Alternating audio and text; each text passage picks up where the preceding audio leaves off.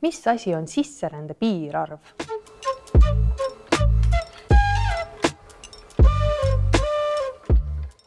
Kui Eesti sai taas iseseisvaks, kehtestati sisserändele piirarv.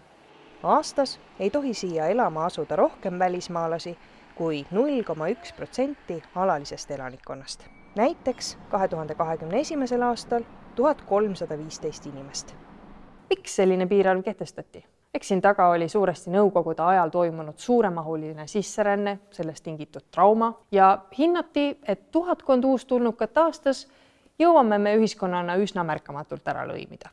Pikka aega oli sisserände piirarv ebaoluline teema, sest sisserännet Eestisse oligi vähe. Umbes 2015. aastast aga, kui töökäte puudus tugevamalt tunda andma hakkas, tõstatasid tööandjad küsimuse, kas see piirarv on ikka enam vajalik.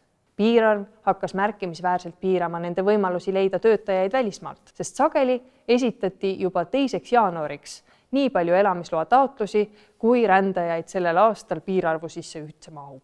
Kui näiteks mujal Euroopas ringi vaadata, siis sellist üldist piirarvu me mujal ei kohta. Horvaatias on piirarv kehtestatud töölubadele, aga seda vaadatakse iga aasta tööturu vajadustest lähtuvalt ümber. Mujal on piirarve kehtestatud näiteks mõne konkreetse viisaliigi kohta. Ja tõtt öelda on ka Eestis sisserände piirarv muutunud rohkem töörände kvoodiks nendele sektoritele, mida ei eelisarendata.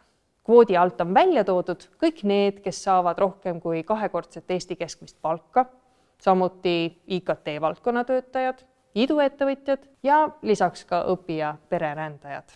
Muide, näiteks 2019. aastal anti piirarvu väliselt töörändajatele välja juba rohkem elamislube kui piirarvu sisse jäävatele.